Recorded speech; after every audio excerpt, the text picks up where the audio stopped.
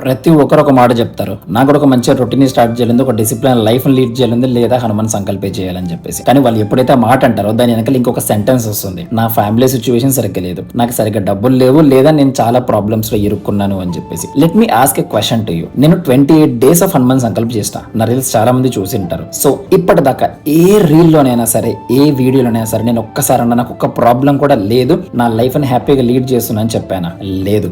నేను ఈ హనుమాన్ సంకల్ప ఎప్పుడు స్టార్ట్ చేసినా తెలుసా? నా personal, passionate, professional career 3 careers లో ఎవ్రీ కార్నర్ అనేది ప్రాబ్లమ్స్ తో నిండిపోయినప్పుడు నేను స్టార్ట్ చేశాను అనమాట. ఎందుకంటే ఒక కొటేషన్ ఉంటుంది, when everything was going wrong that is the perfect time that you need to be right అని చెప్పేసి. నీకు ఎప్పుడైతే పీస్, కంఫర్ట్, సపోర్ట్ అనేది లేదనుకో, నీ కోసం నువ్వు అప్పుడు నిలబడాలి. అదే కదా ఎగ్జాక్ట్ డిసిప్లిన్ టైం అనేది నువ్వు చూస్ చేసుకోవాల్సింది. అదే పర్ఫెక్ట్ టైం అనమాట. అండ్ ఇంకొకటి, మీరు ఒకవేళ పర్ఫెక్ట్ మూమెంట్ కోసం వెయిట్ చేస్తున్నారా, ప్రాబ్లమ్స్ తగ్గిపోయిన తర్వాత నేను స్టార్ట్ చేద్దాం అనుకున్నారంటే ఎప్పటికీ చేయలేరు. ఎందుకంటే లైఫ్ అలా వర్క్ కాదు.